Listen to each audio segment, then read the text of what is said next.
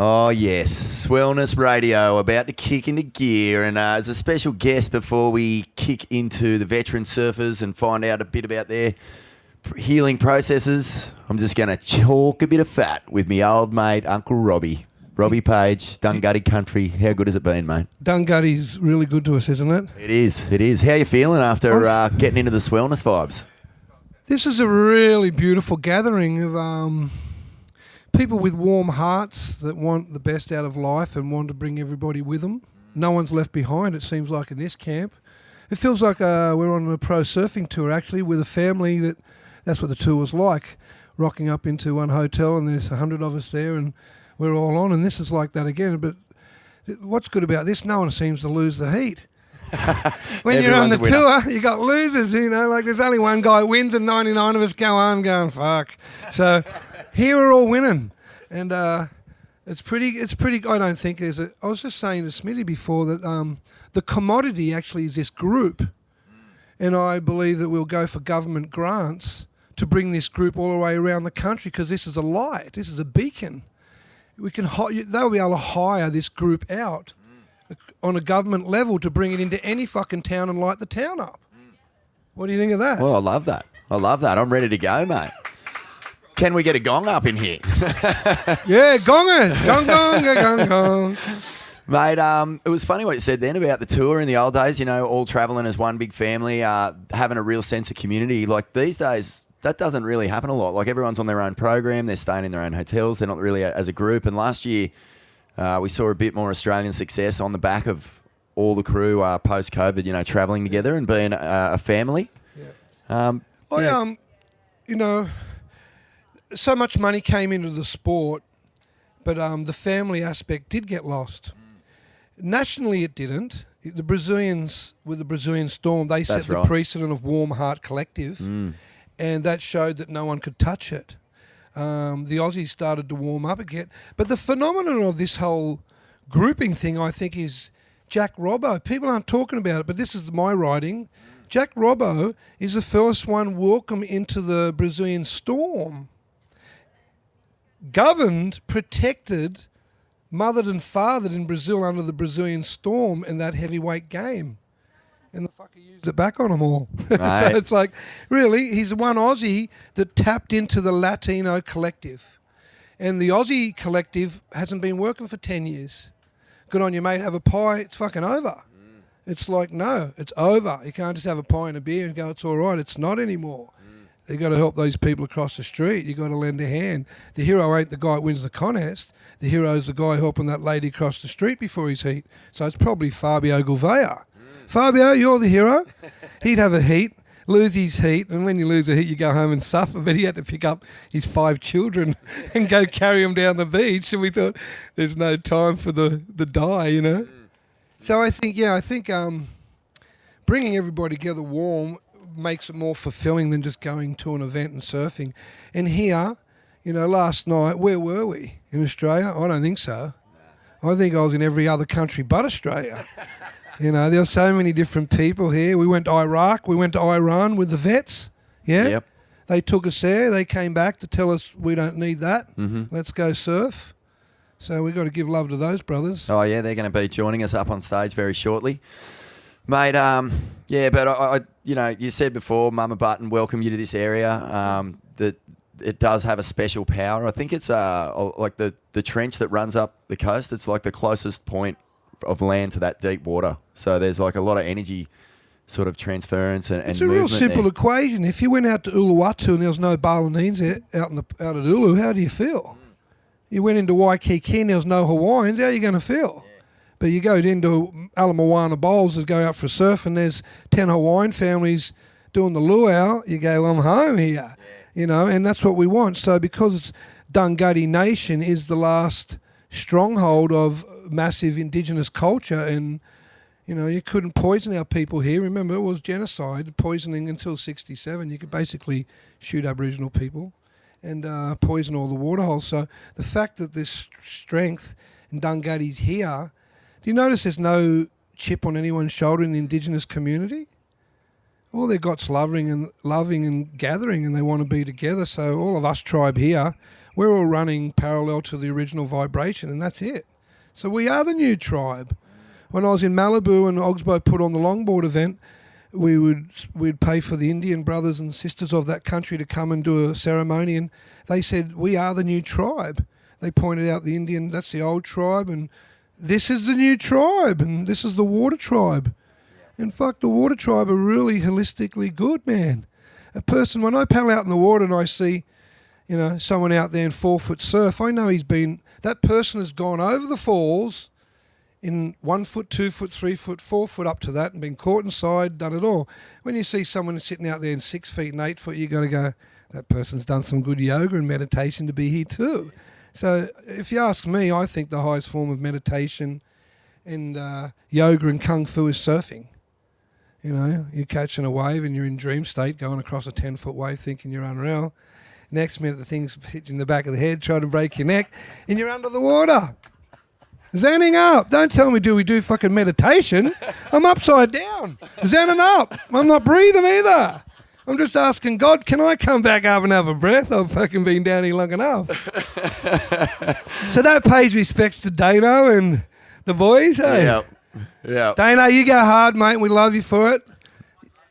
Yeah, mate. We were talking about the big wave surfing thing this morning. We had Lockie Rombouts up here, and there's plenty of chargers in this crowd. Brett Birch's here, and a few others. And tell us about, because you really spent a lot of time, sort of post those contest years, getting stuck into it. You had 11-foot fucking pintail guns that looked like rhino chasers, and we all come here for mental health reasons.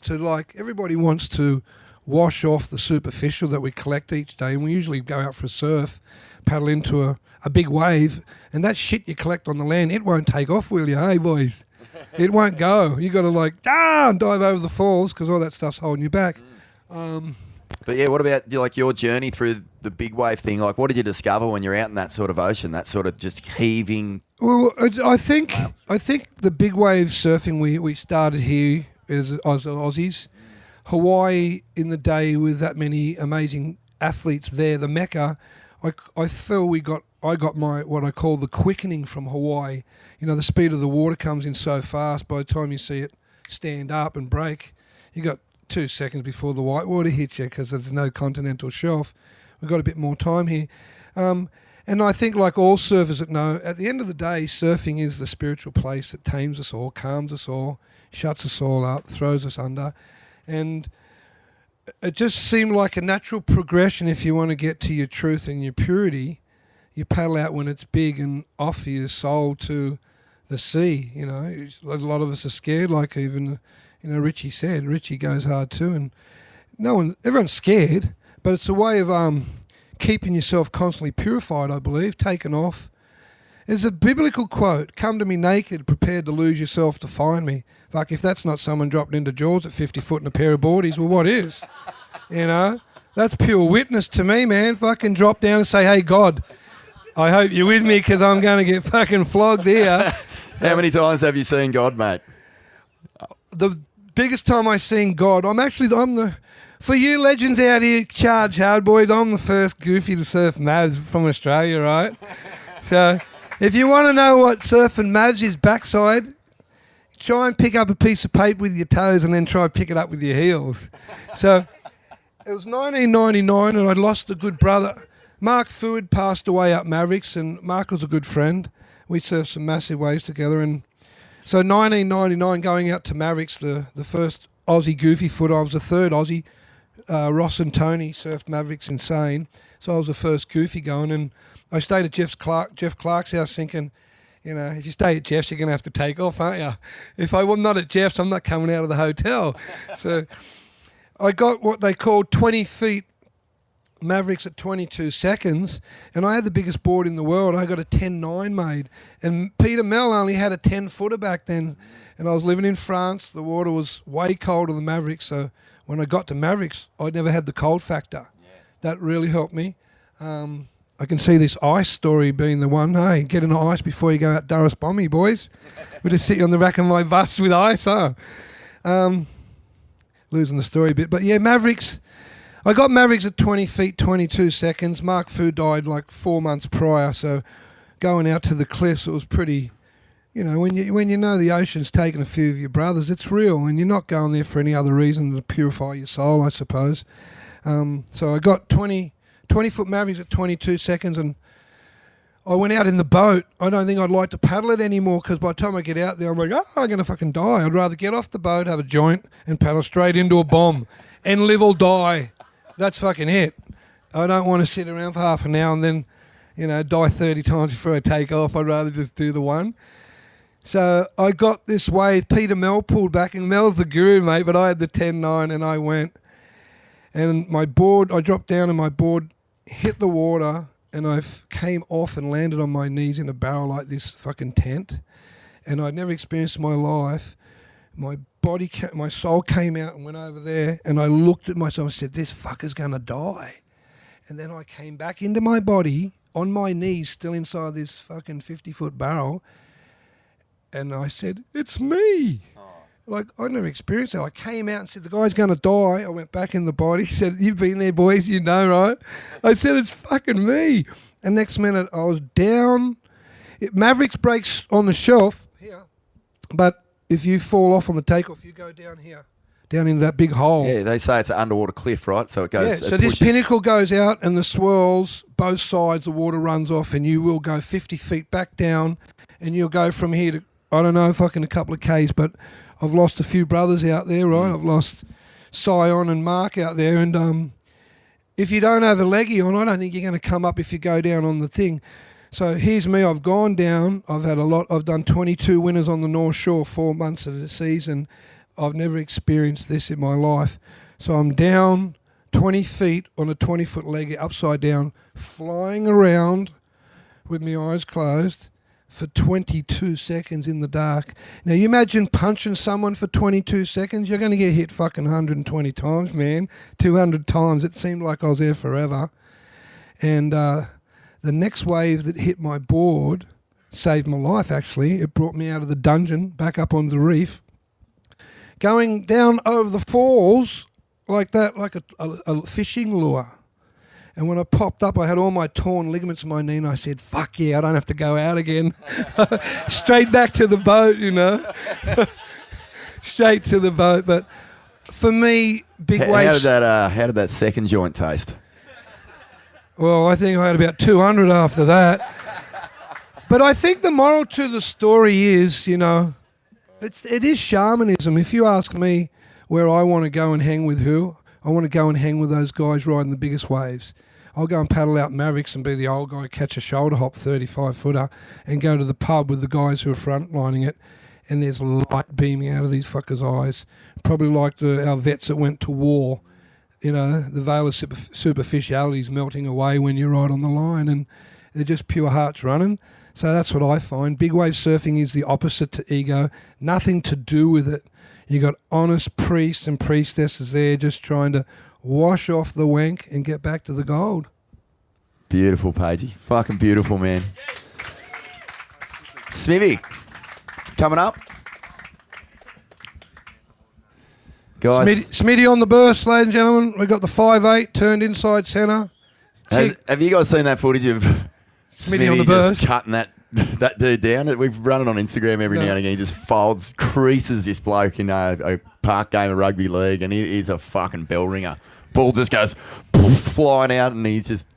Then he gets so up we're taking gives him a bit of lip as well. We're taking names for the Swell footy team. We're entering the comp with it all. So it's a good segue. Good segue into our next section. So, Smitty, I'm going to leave the table. Yeah, man. And let you guys prep to bring our brothers that went to war. And we love them brothers coming somewhere down the line, yeah? My word, we do. Yes. Domo arigato gozaimasu. Robbie Page, everyone. Ain't that swell radio, Spivvy? No worries. Mate, before we get into it, well done, brother. Yes, likewise, mate. Likewise. Well done to everyone here. Yeah. We've all played our part. It's been so fantastic. Thanks to all our guests. Thanks to everyone who made the effort to brave the rain and heal with us.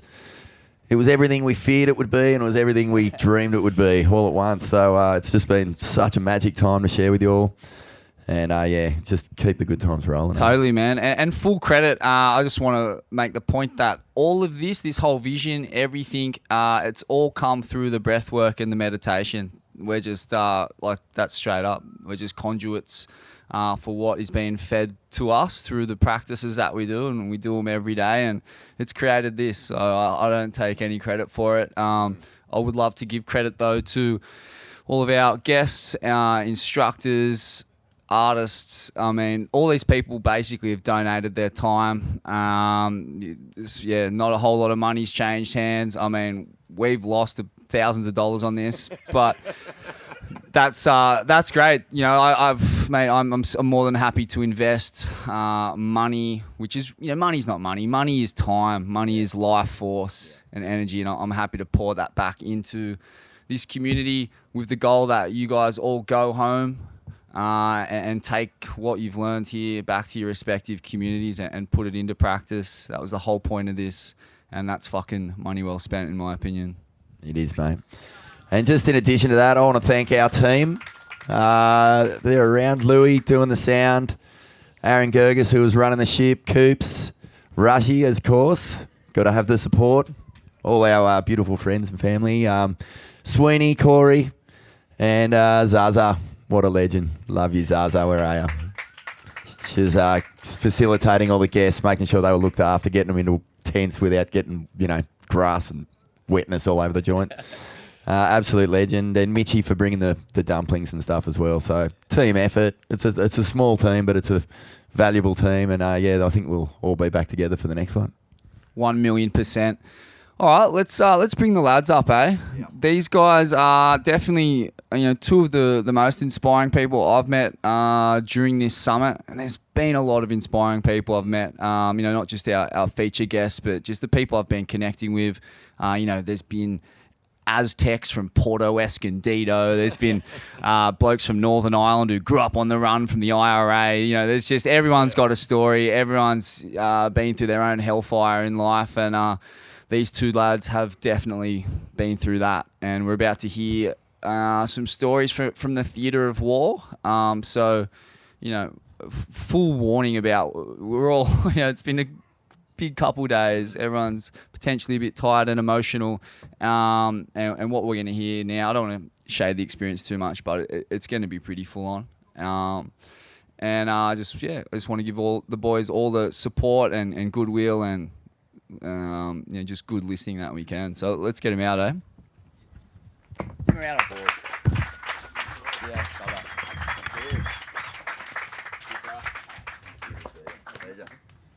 just grab a seat over here. Right. Oh, you go, mate. Yes, boys. Talk to us about the Swellness Summit. How's it been for you? It's been absolutely amazing. First of all, I can't believe I'm sitting up here now with some of the fucking legends who have sat up here in the last 24 hours. Like, it's an absolute privilege and honour. And on behalf of the veteran community, thank you for everyone that's here and everyone we've come across and the connections we've made, because, this is perfect. And I wish there was more representation, and hopefully next year we'll get some more dudes up here and some of the girls have been in the veteran community. Yeah, can you guys just introduce yourselves and give us an idea about where you're from just before you went into service? Yeah, so I'm Nathan. Grew up on the Central Coast. I guess I discovered the ocean a bit later in life. I was a young teen, had no, influence in what I want to do. I come from Housing Commission, everything else, and then moved to Central Coast and joined the Army at the age of 18. So I've had a long career. I only departed or transitioned to February this year. So I spent 22 years Army. A lot of tours, 6 in fact, multiple Afghan, Iraq, Timor, Solomon. So that was a bit of a history on me. Yeah, I'm Ben. Thanks again for having us. It's such a privilege. I was in the Army for 11 years. Grew up all around the country. By age 10, I had made the choice to leave home. Pretty rough sort of home upbringing like Nate.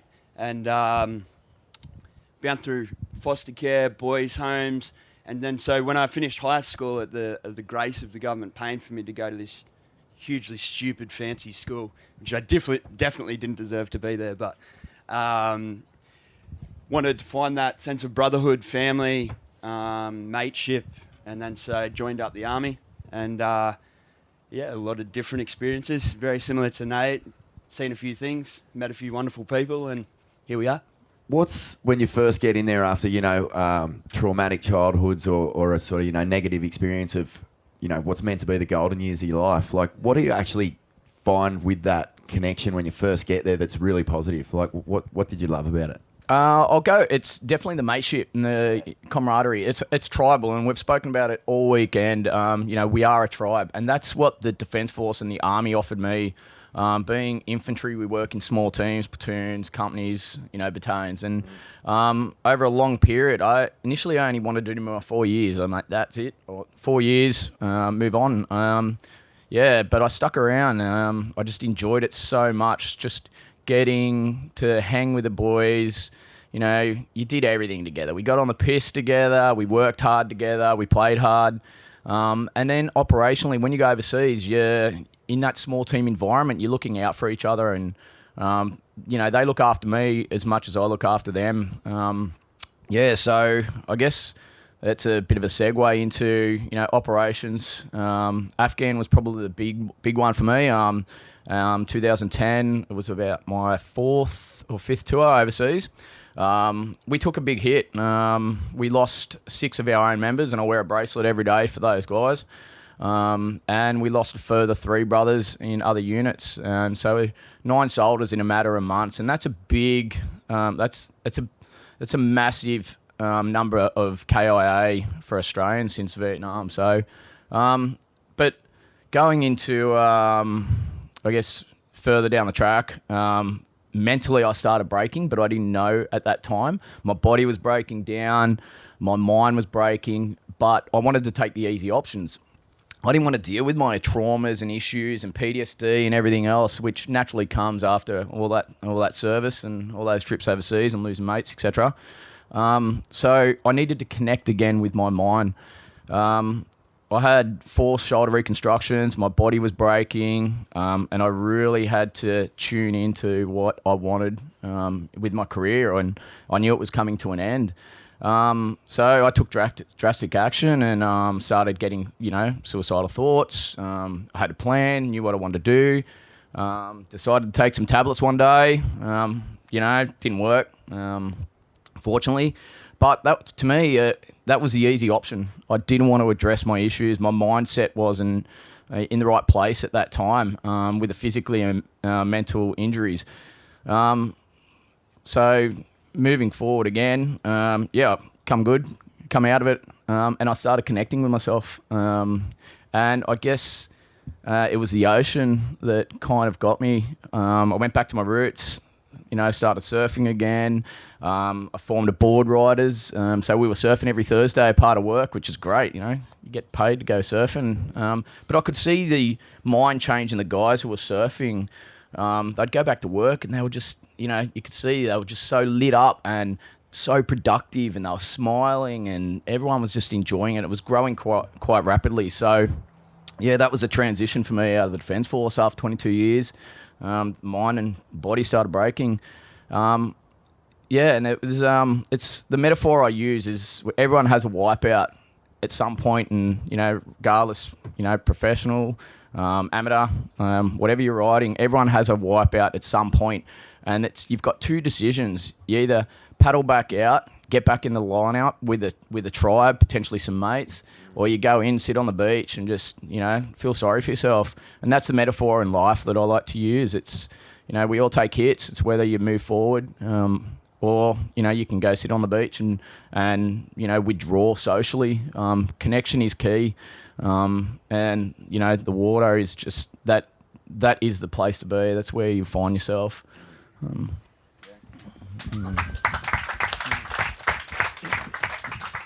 I think we rely on those small teams so much in the military, and until a certain point we have those wipeouts, but we do it in a very intrinsic way. We Because if you share it with your mate who's potentially going through his or own shit too, you're a burden. And then so we've developed this culture in the military where we're so disconnected largely a lot of the time with what's happening in the civilian world, in the real world. Yeah. And we choose not to connect with that because it's not our identity then. And then so when we leave the Defence Forces, Nate sort of mentioned, that transition can be a really challenging thing, especially for the men. I've still got to be the man of the house. I've got to provide. I've got to be stable. I've got to do all these things that we've intrinsically just grabbed onto as men. And we put all that pressure on ourselves. So there's like sometimes a foundation of anxiety, PTSD, whatever it all is. And it's compounded by the fact of we can't identify an outlet to start speaking about that and start addressing those traumas. So we've got to go through this rigmarole process. You know, it's difficult, and that's why we love what we're doing now. Yeah. Yeah, Ben spoke just about transition itself, and then when you move into the Defence Force, the Army is what I know, so that's what I can speak for. It takes 10 weeks to transition a civilian. So anyone here, you know, you go recruiting, 10 weeks later, you're a soldier. And depends on how long you've done. The longer you've done, the harder it is to transition out. So for myself, after 22 years, I knew nothing about the outside. I didn't even have a fucking Medicare card. So I'm like, how do I organise this sort of shit? The Army's been looking after me all this time. So there's no transition process out. So that's why Ben and I, we run the Association Veteran Surfers. So we fill that void and that gap for getting out. So you're not just kicked to the curb, and we grab those soldiers right there and then, and we don't give a shit if they surf. If they just want to be around the ocean, we'll connect with them. We'll go for a coffee, and we'll be that first point of contact, because otherwise they go into that social, isolation. They socially withdrawn. They, sit on their hands and don't want to do anything. So we just try and grab them early and get them in the water, even if it's just to have a swim. It really helps them. Yeah, that's why we set up Association Veteran Surfers. We've got the 5 chapters up the East Coast, Sydney, Newcastle, North Coast, Gold Coast, and Sunshine Coast. So, we're getting a lot of traction, and yeah, that's why we're here today, just so we can connect with you guys, and hopefully see us out in the big world. Don't be shy. Say hello if you see one of our shirts or anything. We're pretty friendly. Yeah.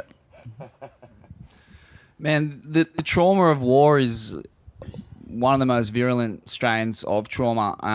And I look at, my great-granddad and granddad fought in the Great Wars or the Big Wars, and I can actually still see that trauma rippling through the generations, through my old man into me. And I guess, they say if you stop the cycle of trauma, you stop it for 7 generations, which is both, a nice thought to stop the pain leaking through for 7 generations, but it also gives you an idea of how hard it is to stop. What are some of the healing modalities, or what have you guys learned about PTSD? I mean, how does it happen? What can you tell us about this condition? Yeah, I'll touch on quick. I think it's important to acknowledge that it's different for everyone. And I think we were saying before this potty that everyone's their own expert based on their own experiences. You're all experts of your own experience, and you know that, and that's a beautiful thing, because that's what makes us all who we are, and it shapes us, right? I think for us as veterans, there's a big process of denial for a lot, and we continue to find band-aid solutions, which are not the answer. Tom's been talking about that sort of stuff in the height of his career and stuff. Finding the right support. It's really easy, especially as a guy, to stay in that party scene and just, live the high life, creating facades for yourself. Yeah, I don't know. PTSD is a really complex one, and I guess through ocean therapy is how we're trying to address that, as opposed to a prescriptive way. I guess it's that's again we come back to why we created AVS Veterans to support veterans. It's when it comes to PTSD for me personally, it's about helping others, and I know you touched on it in one of your readings yesterday about doing things for other people, and that gives me so much gratification. But at the same time, I've got to be careful not to overflow my own cup by helping others too much, and not taking that step back to bring it back to me, just and be present. And then give it that way. I can give more to others, and that's the way I've dealt with my own PTSD. It's just to help others. I really enjoy, helping other veterans or anyone in general who just needs a bit of clarity and perspective. And it's compartmentalizing that's the issue. If you pack shit away, it's going to come out in other ways when you least expect it. It'll just nod away at you, and it'll come out and in anger, frustration, or other ways, and that's where we run risky behaviour. So you've got to check yourself and don't compartmentalise it. And changing the culture around that, like changing that culture, is such a difficult thing to do as well.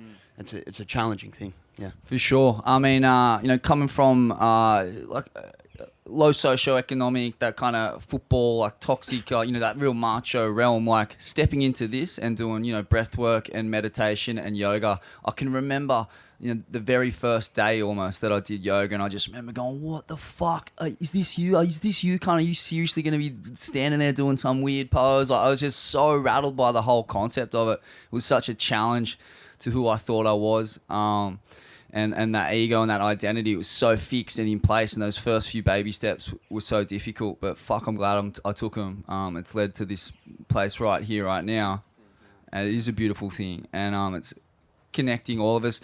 In terms of, you talk about that transition from military life into civilian life, and obviously, everyone who's coming back from the theatre of war is basically going to have PTSD.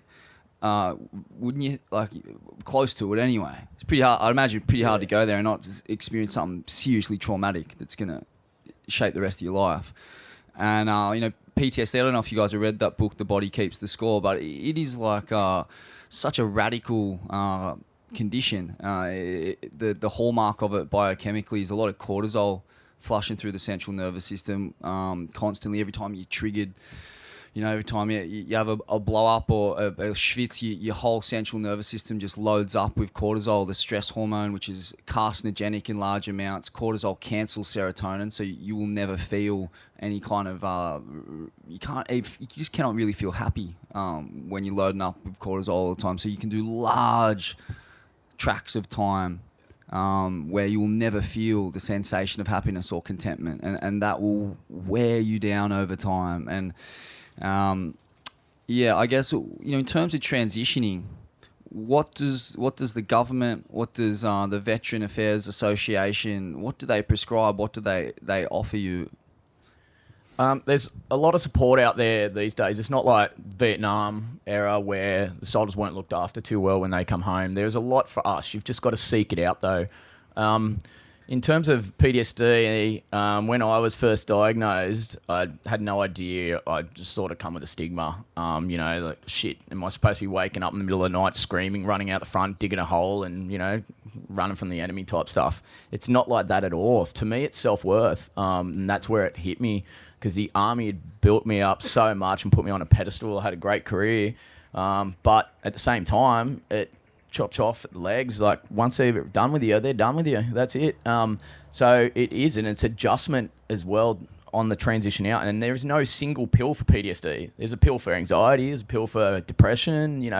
Everything. There's nothing. So they tell you. So they tell you. Yeah. I don't think there is. I don't think there's a magic pill for anything. That's right. Yeah. Yep. And that's where I'm like, okay, now I need to get the mind right. And it's combining everything: good nutrition, good sleep, mindfulness, meditation, yoga. I love yoga. It's awesome. Yeah, so good for you.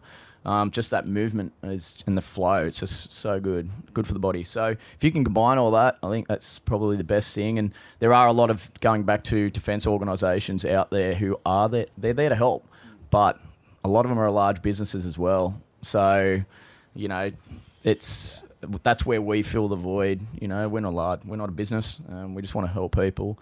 Yeah, you're not a business. You're a human being. Yeah, be a good fucking human, right? Organs and needs, and it's a sad fact that war is a big business, and there's a lot of money gets washed in the theatre of war and through the building of weapons, and then it makes sense. You know, they'll build you up and tell you you're the man until they're done with you, and they'll just fucking chuck you by the curbside. And you hear a lot of that, particularly in America, coming out of the States, just how poorly their veterans are looked after there. And I don't know exactly what the situation is here, but in terms of some of the pharmacology of treating PTSD, what are you guys aware of in that space? I know MDMA therapy has been pretty promising. I've undergone that myself, and I know Gabor Mate. We talked about him yesterday. One of the great kind of doctors in the field of trauma. He's a big proponent of ayahuasca and psilocybin and some of these plant medicines. CBD oil, I'm sure, it has some great benefits for inflammation, migraines, anxiety. It's an anxiolytic, scientifically proven to help with anxiety. Can you talk to us about some of the pharmacological interventions and where they're at legally, I guess, too?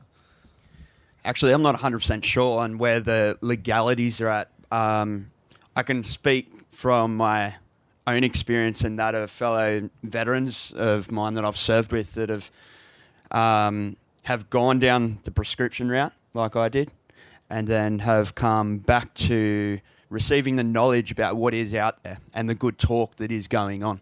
Had a good friend of mine that actually I went through all my basic training with, and he became one of Nathan's soldiers and deployed to Afghan very soon after our training. So when we're talking about the preparation that Nathan and I received before we went overseas, aside from the technical training, there was not a thing to warn us about. I think we got one or two maybe lectures from a army trained psychologist about what we might experience when we go overseas. That was amazing. Yeah, like, you know, and that's all. That was the job. And then before you come back from overseas, you fill out a 2-page tick and flick sheet, and then you're meant to do. And sometimes you slip through the system a 3 months checkup with your psych when you get home. That's the extent of the psychological support that we get either side.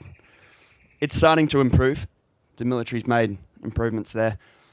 But I think also touching back to sort of what that transition period needs to look like, it can't start with any one solution, whether it's pharma, it's prescription, like alternative. It needs to start really holistically and look at the whole family, because the whole family serves too.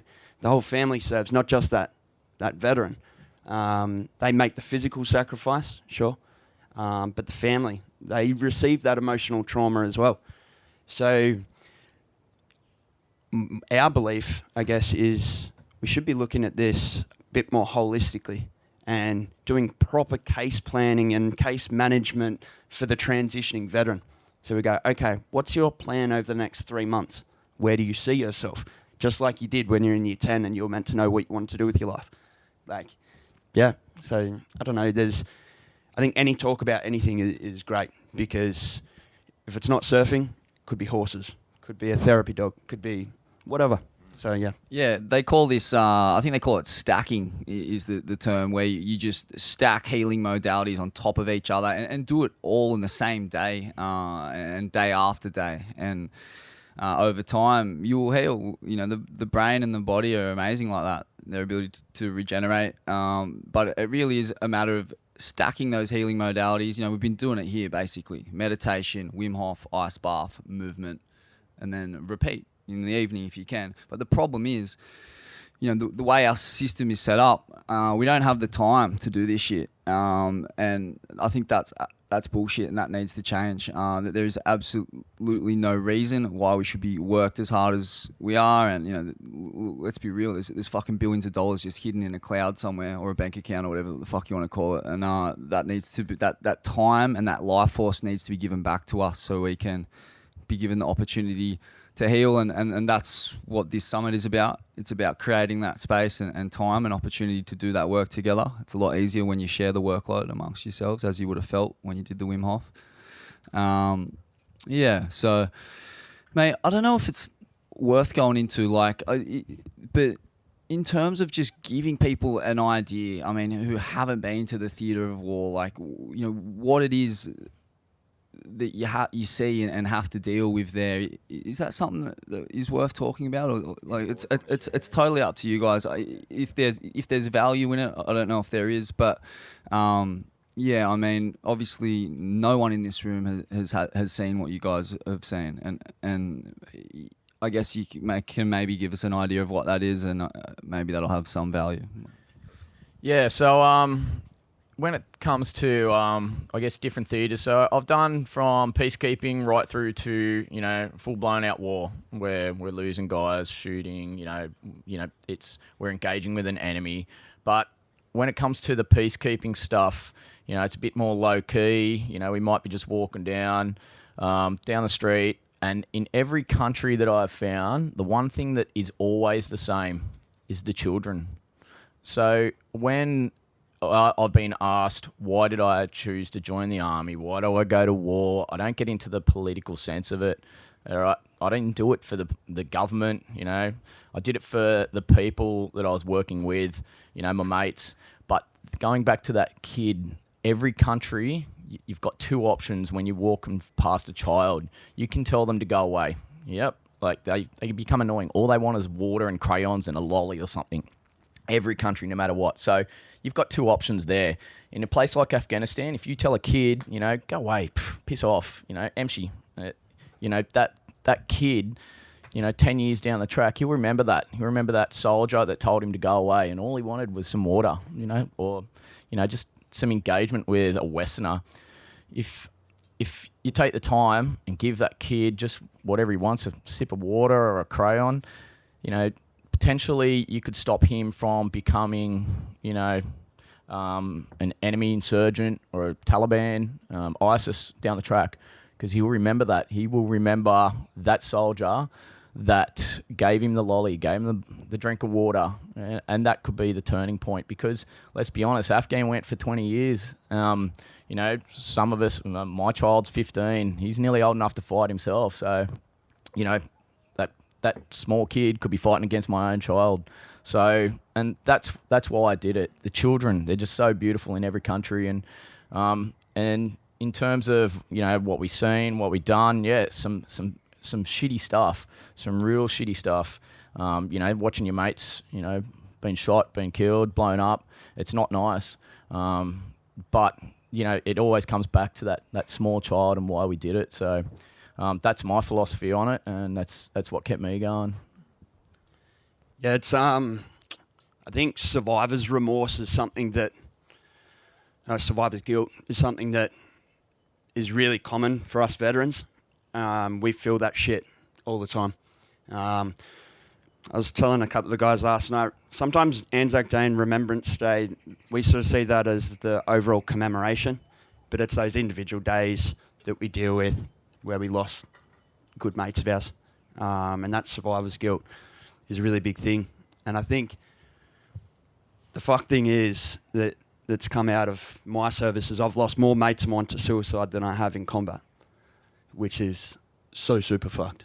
Like, and that speaks, I guess, back to the volumes of, you know, and actually the only time we often catch up as veterans is at fucking funerals. Like, that's so fucked up. I don't know any other job in the world where that's like a standard thing, and that shit hurts. Like, you know, I'm probably at a stage at the moment where emotionally I don't know if I can go to another funeral, whether it's family or a veteran, or it's sort of, it rocks me, and it'll rock me for like a 3-week period or so after, where I'll just, that survivor's guilt and, you know, remembering the look on Jackie Gavin's face when we lost Luke in Afghan, like, you know, the look on Haley's face when we lost Tristan to suicide, the look on my mate H's face, and, you know, on his family after he took his own life on base, and, you know, the night before he'd only asked me to come around for a beer. Like, that kind of guilt is stuff that, is really, really fucking difficult to talk about at times. And it's, you know, H was, you know, the funniest guy in the world. You know, got a tattoo on his groin with an arrow saying "Eat me." Like that was the type of larrikin that H was. You know, he was meant to be the MC at my wedding like a couple of weeks later. Like, it's this sort of shit that we don't see, and it's such a fucking annoying thing when someone goes, "Yeah, but you knew what you were signing up for." That's like saying everything that in your life that happens that's bad. You know, you've lived your life. You should have seen it coming. Like, it doesn't check out. Like, yeah, recruitment's got a funny spin on things. I wanted to ask you that. Thanks for sharing, man. Thank you. Like, how do you guys, with the trauma that you've dealt with the, you know, getting to this point, finding mechanisms to stay healthy and to stay positive as best you can, how do you reflect on your decision to sign up, you know, to sacrifice your life for whatever the greater good was, whatever the message was? Like, if you met the younger you on the day that you were walking in, what would you say? I'd do it all again. Yeah, I'd definitely 100% do it all again. I've no regrets. It's an outstanding career choice, and it's just so you have so much pride that you get to wear the Australian national flag on your arm and represent us, and you know, you just have to be a good human, and you will be a successful soldier. You know, and is there room for that? No, Yeah, is there room, there is room in the army to be human, or are you actually sort of, you know, drilled to be a machine, a cog in a machine? It's a bit of both. Yeah, like it's a bit of both. It's a balance, and I think as you progress through your military career, you develop maturity. For any job, you know, like the more time you spend in any job, like you're going to become more wise about what's going on, and you know, you get better and you achieve recognition. It's a very similar analogy to something that people say, why do you want to go overseas? It's like training with a professional sports team and never getting to play a game with them. You know, that's how we kind of describe the want to go overseas and the want to deploy and wanted to be, you know, we're in a very alpha type job when we're in the military. Like, we're big dogs. Like, you know, it was that sort of macho mentality and the want to be the best version of yourself, not for yourself, but for the guy or girl next to you. Like, that was what you worked for. You know, and that's a hard thing to separate for and try and explain to people that don't do that type of job. Very unique. But going back to that human question, yeah, you can. And, you know, a great example that I like to use is one of my soldiers was killed on the 24th of August 2010 after a 3-hour firefight. Once the fight had finished, like, we'd all been hooking in that day pretty hard. You know, most of us had given CPR, obviously wasn't a success. But once we got him out of there, we had to go back, clean up his room. My job at that time, I was a sergeant, was to inventory his gear. And he shared a room with two other guys, two of his mates. So, you know, the human factor I had to be that stand-up guy, that leader, but at the same time apply the human factor. So, you know, I was exhausted myself, still had dirt in my teeth. It was a pretty big day. Hadn't drank or eaten, but I had to get those boys out of the room so I could go through his stuff and inventory everything. So, you know, that is just the human factor. I had to be the human, but also I had to be the leader. So, you know, if you can recognise that time to be the human, and that was the example I'd use, you know, and it wasn't being that hardened person like, well, you pack his fucking shit up, inventory. I had to be the human, and because I had to look after them, and you know, because they're my soldiers, I had to look after them. What Nate actually means is he had to go through the mate's porn collection and he had to make sure it's all deleted. I had to do a bit of vetting. Yep.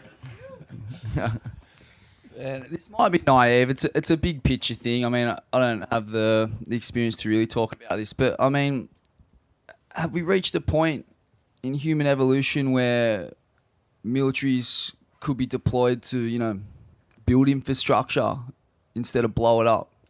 Well, and drop aid instead of dropping bombs? Well, that's been the intent. Without going into the political part of it, one of our missions was to reconstruct and rebuild, and that's what we did in Afghanistan. We went over there, we started reconstructing, then we started rebuilding, and then we started training their defence force, and getting them to stand on their own 2 feet. And subsequently, it hasn't really worked, has it? But, like I said, I don't get too wrapped up about it. We lost some ground over there. We've lost soldiers, they've bled, on that dirt, and that dirt now it's back to the Taliban. So, we can't get emotional about it. It's just the nature of the gig. But yeah, hopefully we're doing a lot more domestically now, like all the floods and fires that have been happening. That's where our defence force, and during COVID, who was standing at the hotels? They're all soldiers. And, I joined the army in 2000, so it was a great time because we were bouncing from operation to operation, country to country. And so I was lucky, just going straight from Timor, boom, Afghan, Iraq. I was just going from one country to the other, and at the same time maintaining a family and everything else at home. So, but now it's a different time. Most soldiers are just helping out domestically, and I think that's where a lot of our effort needs to be. Let's look at the home. Fucking oath, man. I mean, let's look at the home. It's our money, We're spending this money on the military. It's all taxpayer funded. I had the great pleasure of working alongside the military during the flood relief down there at Wardell, fucking just working with the toughest chicks in the game, just like, oh, you need a hand with that wheelbarrow. They fucking laughed in my face, dude. Just like, what are you going to do, stick man? Yeah, that was such a great experience, and I 100% agree. I think, it's such a great experience to work with, these salt of the earth, hardened, well-trained personnel in a compassionate way, in a compassionate field. And I think that is the future. I hope it is anyway, because, I'm sick of war, man, but and violence and all of it. But yeah, lads, I think on behalf of everyone, thanks very much for your service. Thanks very much for coming and sharing your stories today. And it's just been a real thrill to have you guys here and sharing in the, some of the tools that maybe you can take back to the veterans if you're not using them already. I'm sure you probably are. But, every little thing that has happened this weekend, I've been pretty amazed, even if I thought I knew, even just the dancing, getting involved in that and just freeing up the body and feeling like I was entering a new space. It all helps. And, I hope it helps you guys as the veteran surfers keeps ploughing onward. Yep. Thank you so much, boys. Thank you so much. I love you, lads. It's been so good to connect with you.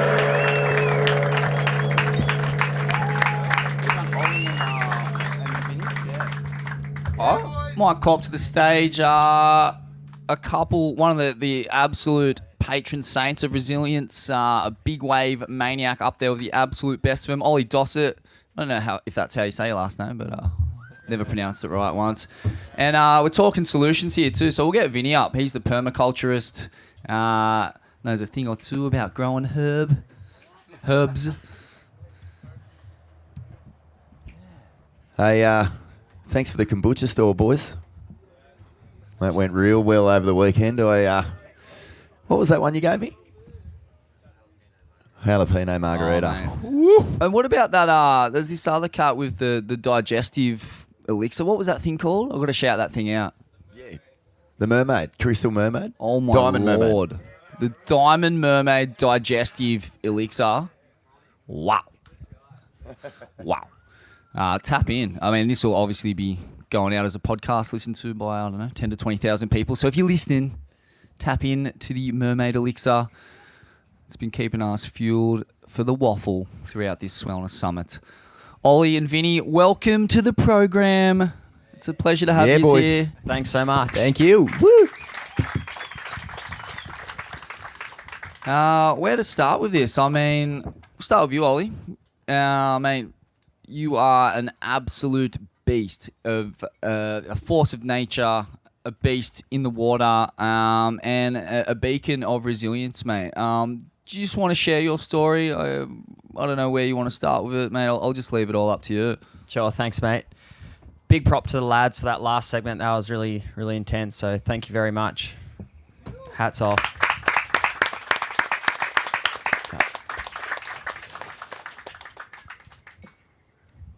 So my story, pretty much, I grew up surfing around Longreef, had some really strong mentors, and I really enjoyed pushing myself in the big wave scene, mainly because I grew up surfing as a bodyboarder, and I transitioned a little bit too late to be at the elite level, you know? So, like, I'd kind of go up to North Narrabeen and everyone would be like, who's this kid? Like, get out. You're not welcome here, mate. You weren't the only one. And I'm glad Laura's not here because, you know, that was 15 years ago when it was kind of gnarly, you know, and like my mum had no idea what she was doing when she was dropping me off at the car park, and I was just like going out to get yelled at by grown men. So like I kind of took that back to my home turf, and as I started to transition and surfing some of these slabs and reefies with, you know, Matt Chinoski and Matt Granger and those local lads, I started thinking, well, it's exactly the same as a bodyboard. You just got to paddle hard and get to your feet, pull in. Simple. So I started going down the tracks of like, well, how can I pursue this? And I started going overseas and traveling around the world and realizing you go and have heaps of fun overseas, but there's nothing holding you to that to sustain it. So throughout my university, I was thinking, how can I surf and have fun full time? Like, where's the access? Where's the key that's going to allow the freedom?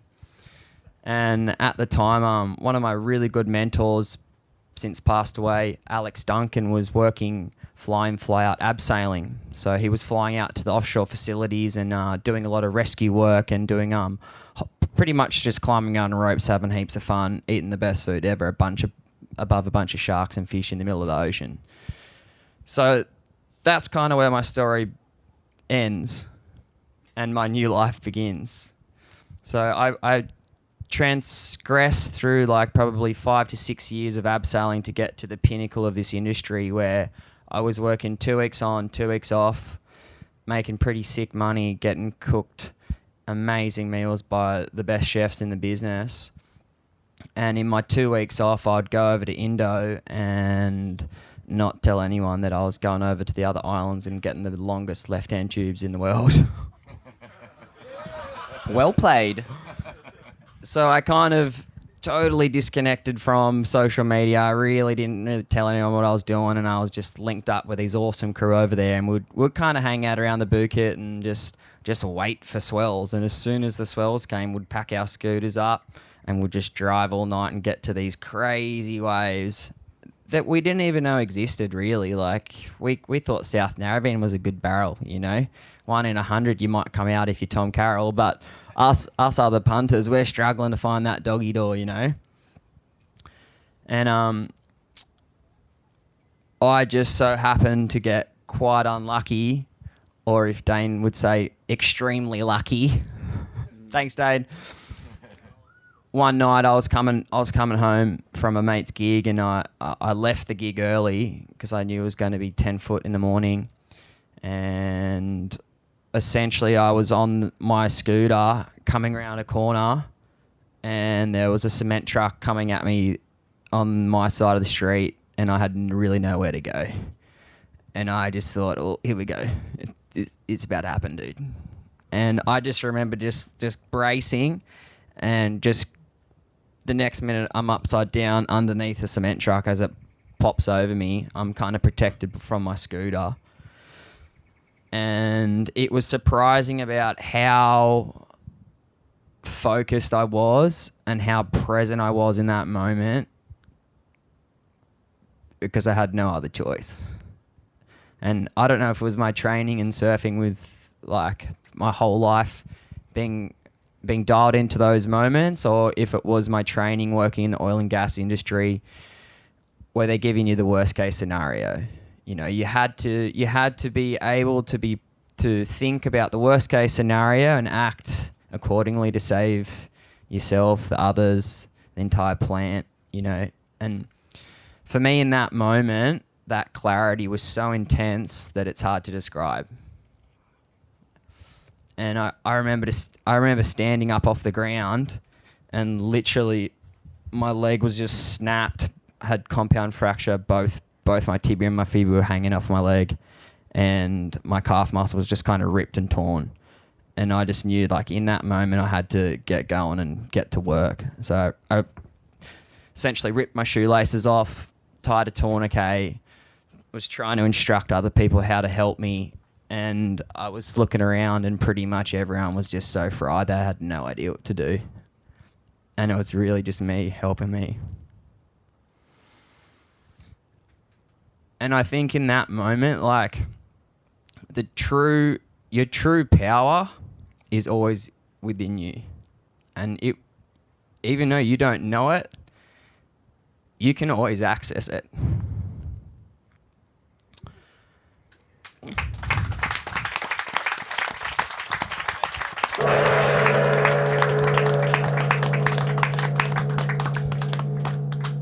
So that was pretty hectic. I was very fortunate that a Bluebird taxi driver was there, and he was pretty much the dude that saved my life. I ended up jumping in this guy's taxi, and we raced off to BMC Hospital, and it was really just like a feat of determination just to not die in that car. I was just losing so much blood. I could really feel my life draining out of me. And I ended up spinning upside down and putting my legs on top of the headrest, and I had my head in the footwell. Just trying to hold my leg together. Like, it was really just I was really losing a lot of blood. It's pretty hectic. Fast forward 20 minutes, got to the hospital, got dragged inside, smearing blood across the floor. And the first thing they asked me is like, do you have a credit card? I had to pay like, not something mega, like a $13,000 deposit before they would even take me into surgery and book the surgeon. So that was the first of many financial sagas that ended up getting me back to Australia. Pretty expensive Uber ride that I had to charter with a couple of medics on the plane that cost me heaps of money. I think like the first hospital was something like 47 grand, and the second hospital was like something similar, and they wouldn't let me leave until I paid the money.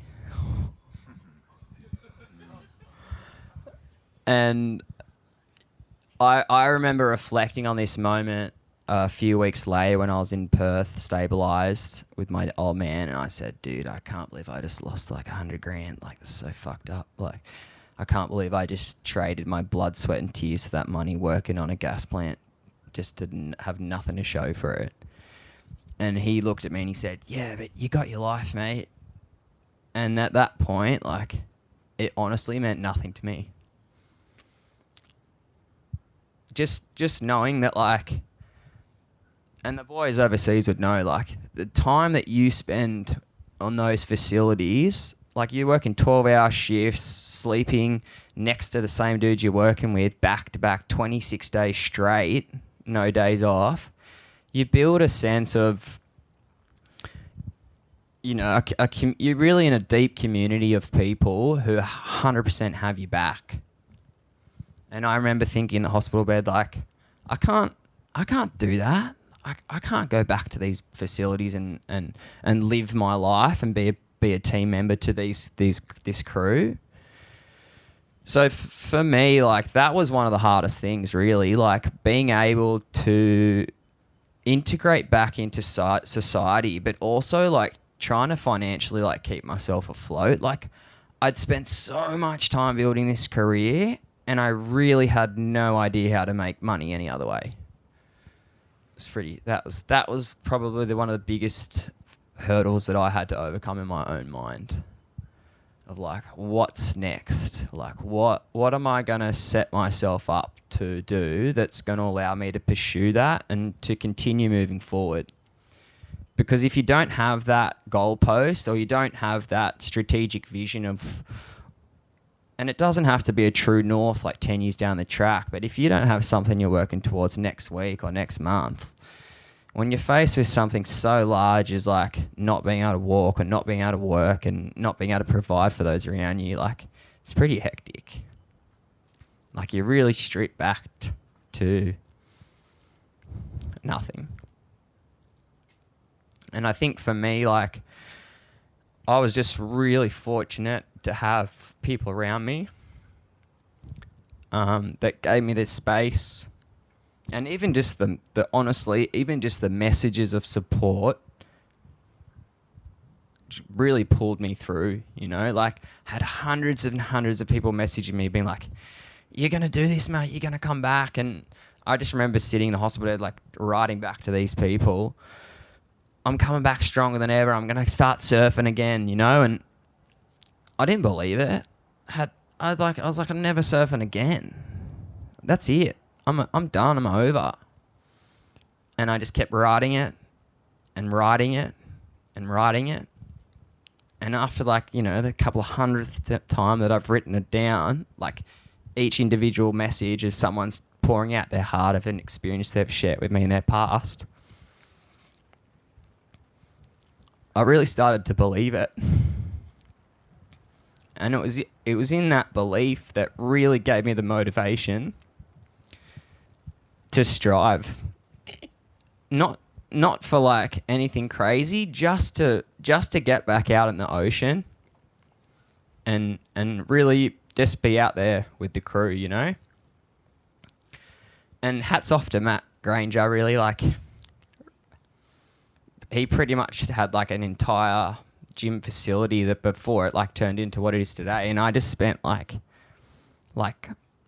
all day, every day at that gym, just getting through it, like not necessarily going hard, but like always just moving around, moving the body, lifting something, doing something. And I think it was that time in solitude and that time with your own body and that physical exercise that really, it's really the secret key. If you can just show up consistently day after day and like do something for your body, it doesn't really matter what else is going on in your life. If you can have that commitment to yourself, you're going to find your own true power. Yeah.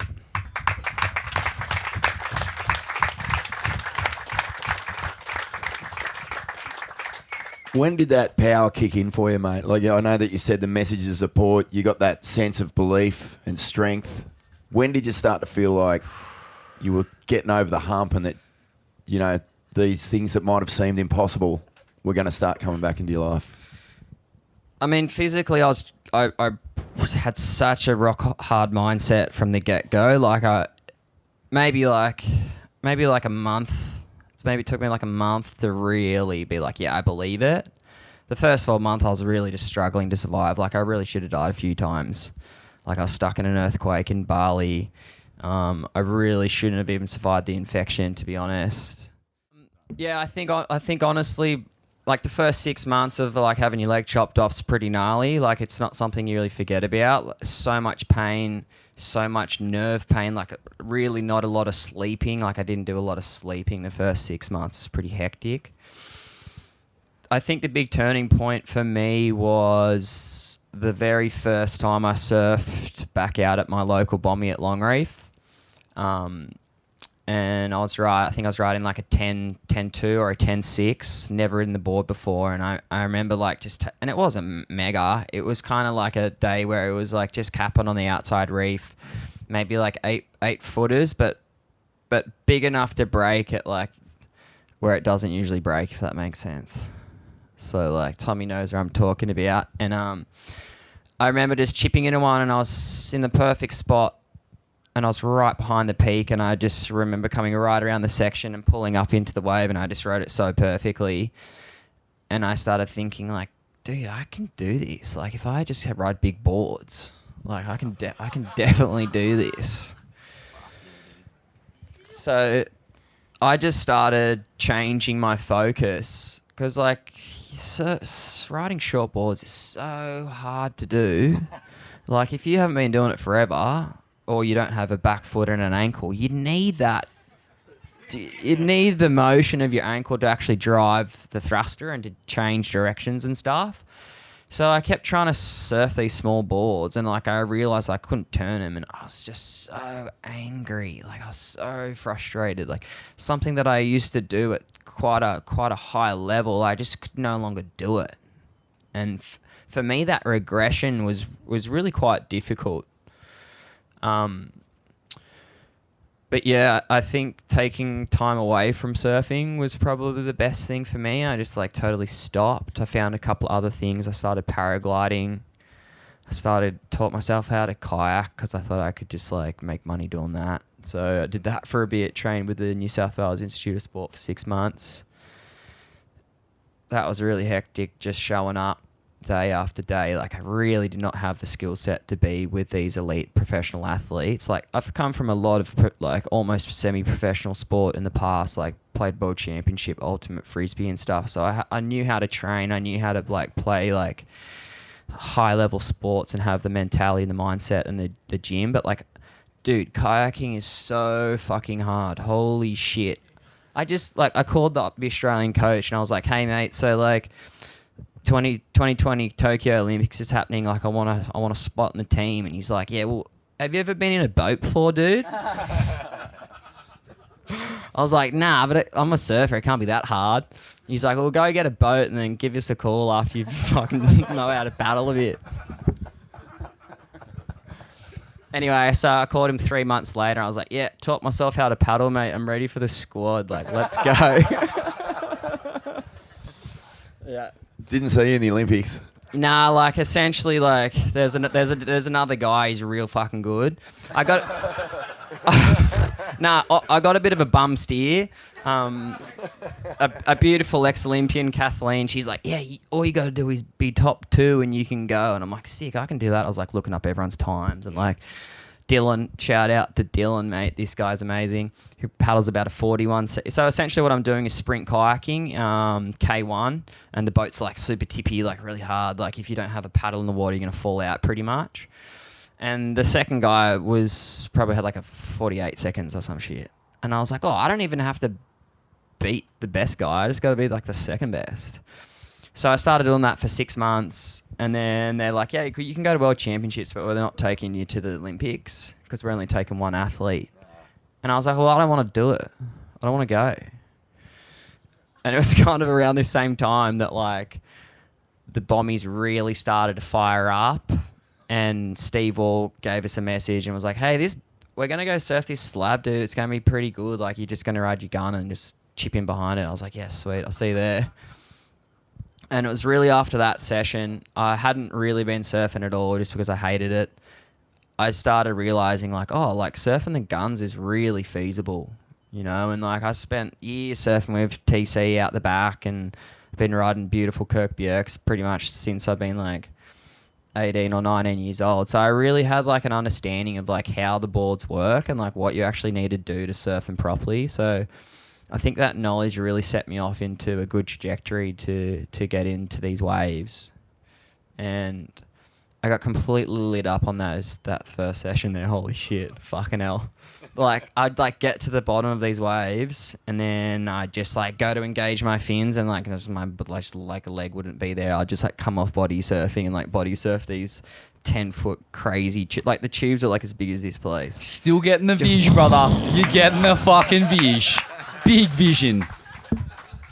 But yeah, like coming back to your question, sorry I got a little sidetracked. I think for me, after spending 6 months in the boat of just like showing up, putting it in day after day, like I ended up getting pretty close to this guy, and I just started asking myself like, do I really enjoy this? Like, what do I really want to do?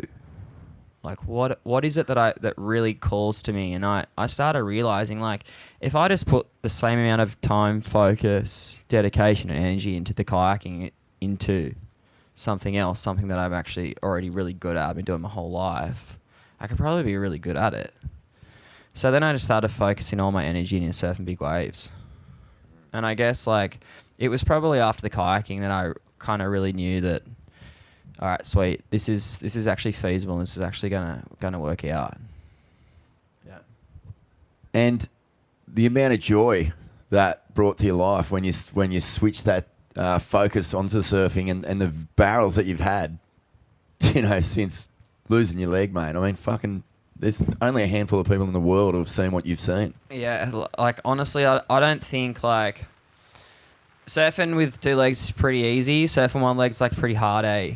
Like, it's like Maybe some more people should chop their legs off. it's like, yeah. And yet, it's wild, mate. I mean, I got the privilege to share a session with you at a really technical slab. Wasn't really big or anything, but to see you whipping 8-0s around and pig dogging waves that I didn't want to have a sniff at was fucking remarkable, man. Like, you technically so gifted that you're still surfing better than most able-bodied people, mate. So that's something. And you're getting the fucking vision too, brother. Fuck yeah. It's all that matters, mate. Thanks so much, Jetty. Stack the pineal with the Thanks, vision. bro. Thanks, bro. Fuck, that's a wild story. Yeah, thanks heaps. So good to have you on the show, man. Vinny's Veggies. Fuck yeah. Yeah. I mean, Fuck yeah, Vinny. like physical tasks is a big part of your resilience. I love that message, man. I think that is such a powerful message. Yeah. Get up and rip in, and you rip in with a crew, whether it's Dano on the Big Lock or Matty Granger down at the Surfers Gym. Yeah. I think that's an absolute bedrock of good mental health and resilience is ripping in physically, working the body. I always recommend working the mind as hard as you work the body. Train the mind, train the body. Yeah. Another huge solution to trauma in the scientific literature, as it turns out, is growing your own food. Fuck yeah. Permaculture, underrated for its healing benefits. Absolutely. Yeah, Vinny is it's what you've studied. It permaculture and what's it called? Syntropic agroforestry. Yeah, man. Horticulture. You know, Yeah. some soil microbiology. You gotta, I guess you kind of, when you start to realize, like start learning something, you start to realize you need to know kind of everything. And so you got to just keep learning forever. You can't really just stop after you like learn what tomatoes are and you know what I mean? Yeah. Geology is important, ecology, everything's related. So you can't, it's just trying to learn everything like that. What first drew your interest to this world, Vinny? So I guess as, we went to the longer story, I was thinking after hearing everyone tells a bit of a longer story. The time, mate. Yeah. Well, I guess like started surfing and I was always kind of pursuing that because I guess didn't want to be working that 5 days a week like what my parents did and what they told me I needed to do. And so I just kind of loved surfing and followed that, chased it and wherever it took me. Because I thought that was like, I felt good but really I think I eventually realized it was more just like having more time and not just doing something I didn't necessarily want to do 5 days a week just for the sake of, getting money and like to put food on the table. And then all of a sudden you start to kind of realize like, oh, maybe like I don't make a lot of money out of surfing or anything. I was like, how can I, not work? And it's still like, how can I just like do things that I like and not work? And it was so it's a similar thing, but I started to realize, or at least, or work in a more productive way. Yeah. Like work in a way that's actually nourishing to people on the planet, as opposed to feeding some fucking billionaires bottom dollar. Yeah. So I'm like trying to think like, okay, like you got to put food on the table. I've been thinking that's a funny thing, go to work, put food on the table, but you live in the city and work in the 30th floor. Where's the food? You're getting KFC on the way home to feed your kids. Like there's nothing, and then you're just working to pay off expenses. Like and then we all have to go on a holiday. But like I think I wanted to realize like try to live every day a bit more like a holiday. You don't need an escape. So that was when I was like, I'll start growing food. I moved into Ellis's and Bo's old place, and there's an abandoned veggie patch. I was like, I'll get this going. This will be fucking easy, no brainer. Like, and got some broccoli seedlings and they actually worked. And I was like, too easy. So this is easy. And but then after that, I realized it's a lot harder, and you sift through all the shit, and you're trying to like read in all these forums and listening to podcasts, and it was kind of like they're trying to sell you even more. Like it ends up being more expensive than, buying your cheap fucking chemical fueled veggies from Aldi or whatever. So what? There's got to be a way. Like shit grows, Shit grows here. Everyone's like, oh, you couldn't grow stuff on a sandy beach, But here we are. Here, look around. There's trees everywhere, and so that's kind of when I found permaculture and started to find more natural growing methods that mimic nature, and it's really actually quite simple. Like the more you learn, you're like, oh, that makes sense. Like, and it's a bit of a training yourself to think differently, instead of being like, oh yeah, I've got to it's got to be neat, and it's got to be this, and it's got to be that, and like the lawn should be mowed, and it should be grass here, and camphors or weeds there, and everything's But like when you just change your mindset and let things grow, often people are ripping out edible weeds to try and grow some lettuce that is sad because the soil's poor, Like you just skip around it and you're like, oh, I'll just eat those edible weeds instead. Like this is easy. So it's just changing that mindset, and I think started to notice like if everyone could start to do things like that, you get more time, and that like starts to feed that mental health thing. You don't need those holidays, and you I don't know, you will continue on. Well, understanding, I guess, contributing and understanding this natural world and reconnecting with it on a real like fingers in the soil kind of relationship, and then with what you learn, you're also learning about the entire biodiversity of just your own little patch, and how important it is to keep that natural, keep it healthy. And that gives you a much bigger picture of like what the state the world is in and why it's in chaos. So can you give us a bit of an idea about sort of like when you started to tap into that next sphere of knowledge past the broccoli, where you started to go, fuck, all right, and that learning gained momentum, and you were like, fuck, I got to get more of this into me. Yeah. Well, I guess probably starting to understand like natural succession of plants, and I think that kind of like pivoted over, and then like also the relationship between everything in the world, how the trees rely on the fungi, and the fungi rely on the trees for the sugars, and then it goes to, like as small as the microbiology to like the trees affecting rainfall and the rainfall affecting the trees. Everything is symbiotic, not even between organisms, between rocks and the weather and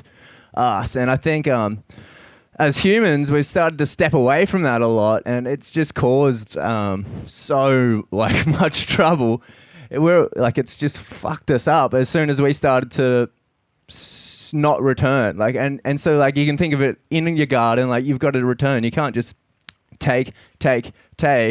You got to give it back. You got to compost, throw your veggie scraps back in, but it's also on a huge scale. We just started to take, and that doesn't work, and I think it's leading to a lot of the other bigger world problems, obviously, and so just by trying to mimic nature a little bit more and work with it instead of against it, I think we can have a lot more time. And that's like a huge thing. Like Kate, my partner, is just about to finish psychotherapy degree, shout outs. And it's been just crazy, her studying what she's studying, and then me just like reading every book I can on ecology or, Aboriginal Australians and how they worked with nature and not against, and then like syntropic agroforestry and biology, all these other just every book and audio book I can read, trying to learn that. And then Kate and I having these conversations, or you see these parallels between like the problems in human society and the problems in conventional agriculture and monocultures of mass fields of corn and disease, and there's just all these metaphors that were just so accurate. And you were mentioning Gabor Mate the other day, just before, and how he just talks about how the trauma, separation between your those relationships between people, whether it's your parents or just relationships, how important they are. And I think that is obviously so important between humans. It's also important between us and our environment and everything around it, and then creating that biodiversity to, just being surrounded by more, your gut biome and everything, and then having that time to start to trying to got so much to thought. It's just it's hard to articulate. There's a lot. It's a complex topic. I mean, a lot of what we've heard today from Benny and Nath, especially, is this idea of having your tribe and having a mission, and these are almost like fundamental human needs. And I feel like we're at a point now, and we're going to, I guess, try and facilitate this through this summit and through our podcast. We're going to set up a Patreon and some fellowships, and just some ideas will come out of this. But, that tribe could be all around growing your own food, and that's the mission. And, we come together as a working cooperative to cultivate land and grow food. And I guess that ticks a couple boxes. It's the permaculture for me, I basically have found my way into it the same way. You have got the broccoli seeds. Gaia gives you the beginner's luck, and you're like, oh fuck, this is easy. Got a few pumpkins, got a bit of broccoli, and then you're away, you're in. And one of the most satisfying things about that was just feeling a part of this cycle.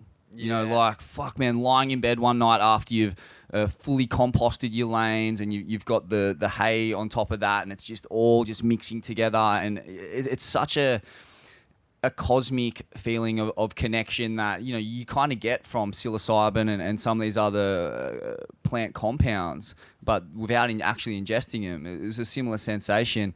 To come together as a cooperative and cultivate our own food, I feel like that is a huge potential solution for a lot of problems. Definitely. And it's scientifically proven. It's in that book Lost Connection that I was reading from yesterday, that they've taken this program more or less to inner city communities in Europe, and treated acute mental illness with it, getting people together, growing just little inner city garden patches and stuff like that. And hopefully we can begin to move towards that, whether the government will fund that or we'll just have to pull our own resources to fund that one way or another. I think it's where we need to head.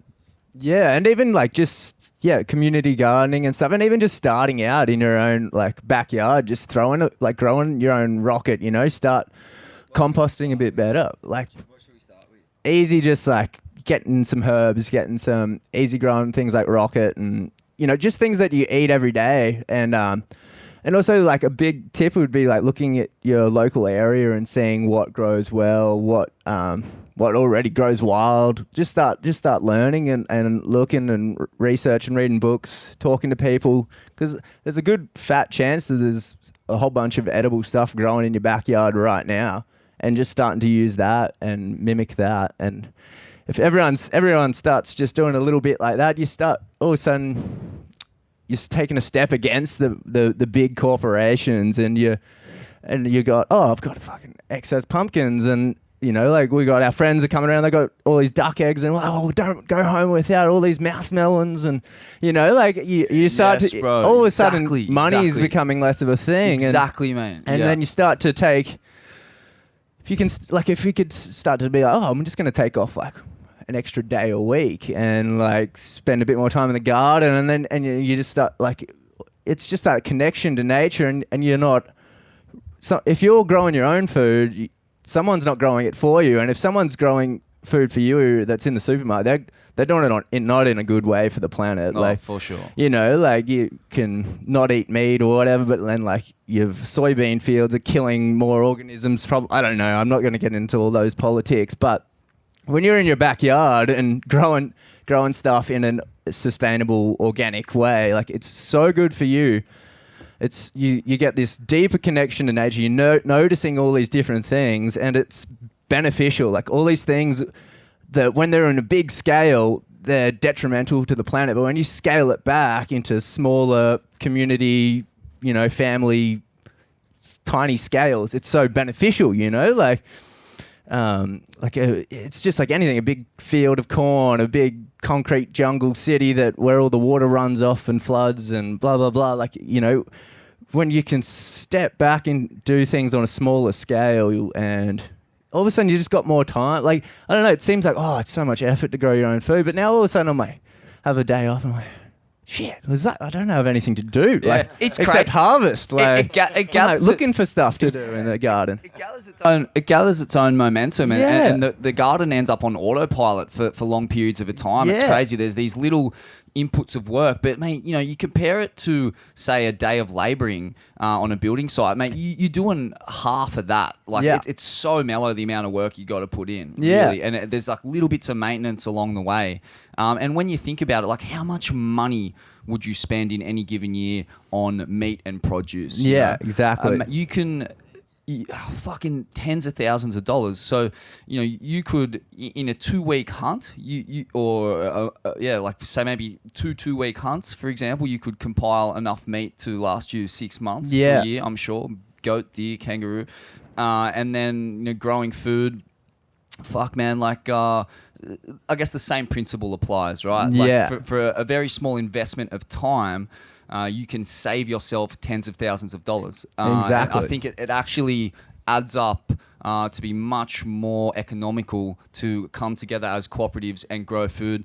I also think that there's a lot of people that we know who have little bits of land here and there, and it's a matter of putting it to them. Would we be able to use your land to cultivate food? Would you be keen to be a part of that? Obviously we'll all eat abundantly. All these are such achievable ideas, and I think it's really time to step into that space and realize those ideas. Yeah, and I think exactly. Yeah, there's just so many benefits to the financial, but I think one of the huge one is there's like that mental health kind of side of things, and like starting to do more of that stuff. You get to be at home, or parents get to spend more time with kids. Like that's what I was thinking about with the Gaber Mate stuff. Like parents getting to spend more time with their kids at home, garden, doing things together, less, like I've been working all day and the kids are fucking just watch TV, and then that sort of stuff leads to things down the track. That's not a healthy upbringing when there's that sort of neglect and stuff. I think it's just setting up these environments if you're starts with growing your own food, and then you're you're fermenting all your own food, and you're working alongside. You're at home. You're working with family. You're working with community.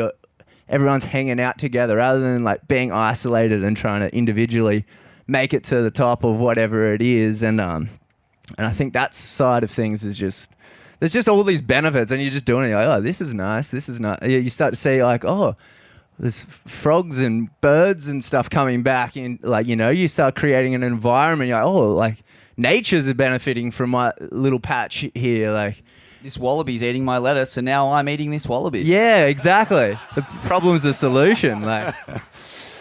Mate, it's so true that the other benefit here, just purely with your headspace, your head noise, that time that no one feels like they've got enough of, you're spending that time giving. If you're in the natural world and you're giving back to this space, we all know that giving is the shortcut to a happy, healthy headspace. Yeah, exactly. That's what I was saying before. Nothing in nature doesn't take without giving, It's always taking and giving, and you start to come back around to that circular thing instead of just taking, consuming, and then breaking down or going on a holiday so that you don't break down, and then that's more fossil fuels and not really addressing the problem. Everything, I think we treat a lot of things just with a Band-Aid, and if you want to go back to root causes, that's where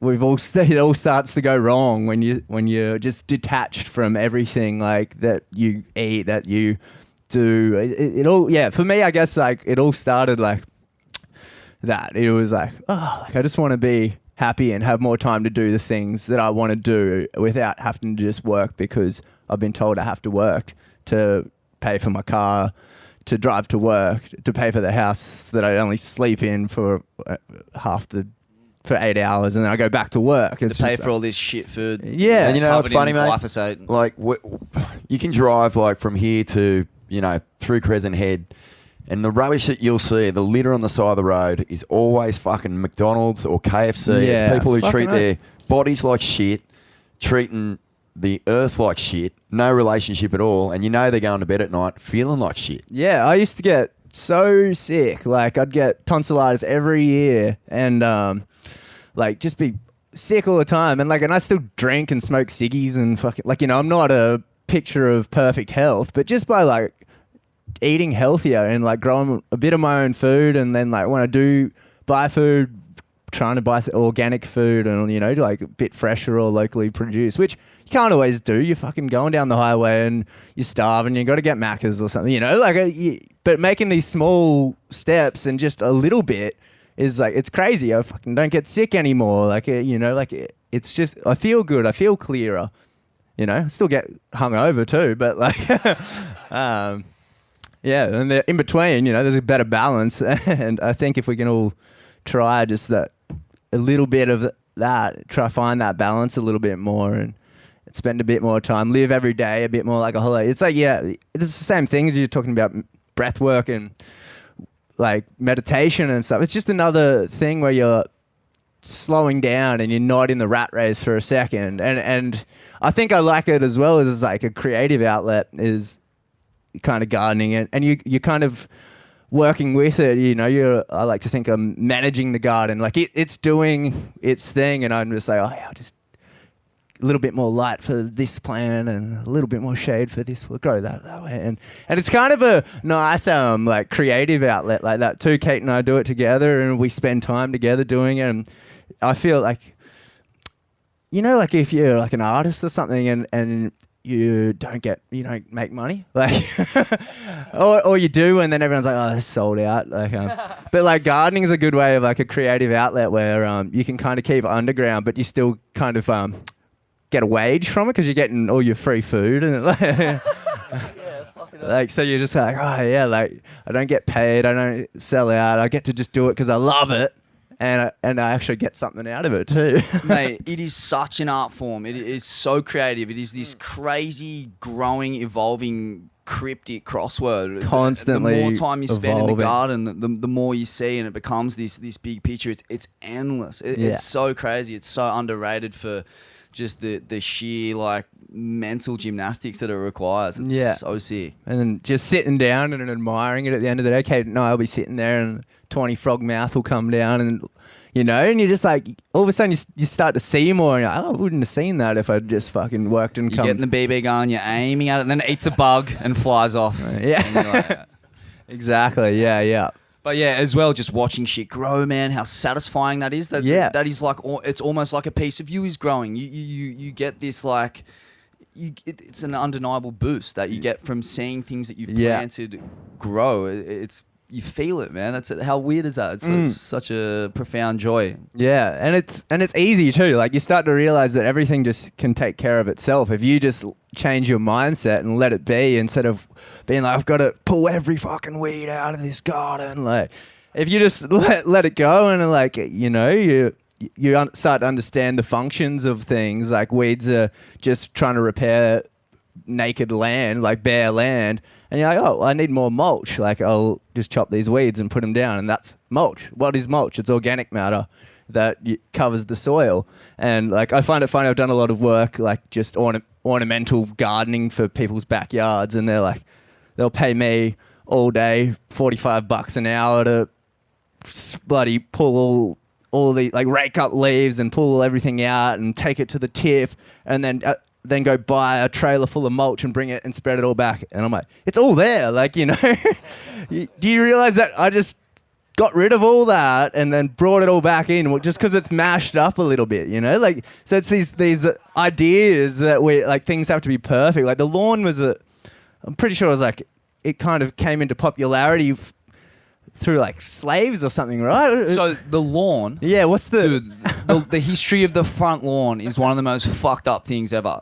The front lawn was invented by English aristocrats purely as a show of wealth to say, look, I don't have to grow food anymore. Yeah. I can buy my food. Look at you fucking dumb peasants growing your food still. I got a front lawn, motherfucker. And we all follow that, don't we? That's what, like, you know, all every got house. front lawns. It's a fucking... and we're not fucking aristocrats, I'm telling you, mate. We're Yeah. fucking time-poor slaves to the Yeah, man. exactly. Get back to the garden, start digging up those front lawns and nature strips, and if the council comes to chop the trees down like they did on the sunny coast, you know that story? The council come around in the night and fucking chop down this street's fruit trees from the front lawn and left people in tears. Yeah, I don't know what you do. That makes me pretty mad, but we can't let that happen either. No, we got to just keep planting and plant more. Just chuck your seeds every time you eat something. Chuck your seeds in the ground. Like Chuck your seeds in the ground. Chuck your psilocybin mushrooms in the council water, and let the plants weave their magic. Ollie and Vinny, everybody. Great chats. Fantastic. Thanks so much, boys. I'll really appreciate you sharing your story, man. That was really from the heart, mate. And Vinny, you're a fucking legend, mate. Love having you down. If you're not familiar with the great man Jake Vinny, also one of the most skits tech punt wizards in the game. So yeah, just thought we'd mention that. He's one of the most high-end progressive surfers in the land. When he's not growing broccoli. yeah. Before I started gardening, I did a bit more of that. Well, that's it, mate. It's it. It's fucking. It's over. It's over. Yeah. The Swellness weekend is drawing to a close. Can we get one last big fucking bash pooch? Yay! If I may, I might just get Uncle Robbie back up. Because if we can get you back up, Robbie. He lives here. He's the Swell in spirit shaman, clearly. And I just think, in light of the fact that we've come together, we healed in the rain, we healed on the ground, we got wet, we got cold, we did it all, and we did it all together. And I'm just, I can't really express the gratitude enough for seeing you all here and for getting to share this weekend. It was Smithy's vision a long, long time ago, and he was like, mate, imagine it. Imagine how good it'll be. And in my brain, I was going... yeah, I can kind of picture it, but it has just blown my mind being able to be here in this space with you guys for the last 3 days. So thank you. We will be doing it again. And Robbie, I know you did such a good job of this last night, mate, but I just want to give you the final word from Swellness, being a local bloke here and a fella deeply embedded in the culture of the traditional owners of the land here. How would you like to send everyone off into the world? I'd like to say... thank you to both these guys here. Can we put our hands together? Also, brother over the back, everybody involved here. There's probably more people than I know that put this together. I couldn't imagine the amount of work. But the thing that I actually realised after this is the commodity. In fact, if you look at any group in this country, we should be going for government grants and moving all of us around to any fucking town because we are the light, right? Now, these conversations should be a really national thing, and we are the group that set the precedent. So to bring this group to a few key places in the country, I think would really be insane. So we should talk about real government grants at the top, Indigenous grants the same. This is a holistic community in my books. I'm honoured to be part of it. And I think brother over here with the one leg, he's bullshit. We love him. And you fucked me and Tom Carroll up. I'm 56 and Tom's, 60 or something. But and he's telling he's doing it with one leg. I looked at Tom and said, he's fucked us up, Tom. We've got to go over the falls on 50-footers again. So I don't know how we're going to get down the face, but if this fucker keeps doing it, I'm definitely going to try to catch one. And we got the garden, man. Thank you. We do need food. I'm going to invite you to my 44 acres and we'll grow some food. But I think we can all give each other a round of applause because we all made it here. We are the new Bohemians with an open heart, and we're definitely the Bohemians that share our last piece of bread. Now we know how Jesus fed everyone with just a couple of loaves, eh? We did that here, so thanks everybody. Yeah.